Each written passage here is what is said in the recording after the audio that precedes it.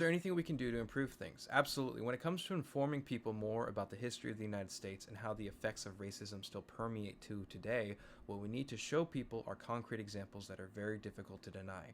One example for me that I like to use is real estate. I like to show people how neighborhoods that were redlined in the past still reflect that today in their demographics.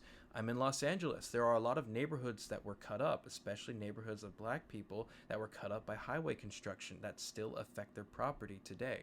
And that shows how generations can change based off of systemic bias or racist practices. And those racist practices still exist and affect families of today. We also need to maintain firm personal boundaries. In the past, I've really struggled with this where I didn't speak up when something offended me on my behalf or on somebody else's behalf. But I think we need to make it clear what behavior is acceptable and what behavior is not acceptable. If you find yourself being exasperated by someone's behavior because it is so difficult to deal with, that is not necessarily a good sign. Sometimes you need to fight that fatigue and speak up when something is wrong to make sure that that behavior does not get normalized and that you are not creating space for behavior that can lead to things like racism, that can lead to things like fascism, or overall general forms of ignorance or abuse. Even if it's just one person saying something, well, you might encourage someone else to say something, and that's how you start to build a case. When you have a couple dozen, 100, or 1,000 people saying the same thing, that generates change. My own personal beliefs regarding the LGBTQI community changed because I heard so many people's different stories. If they had not spoken up about what their personal experience was, then I could still be living in ignorance today.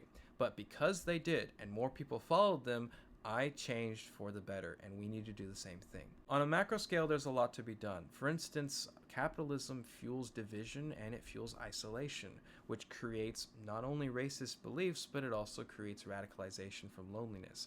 We need to stop that. We need to find ways to safeguard against it. There's other things too, such as first past the post polling, which creates a very toxic and divisive political environment.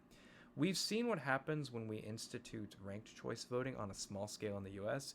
It actually creates environments where candidates are very nice to each other because they're trying to form coalitions in politics. I agree with that. I think we should start doing more of that as opposed to finding a simple majority or plurality of votes.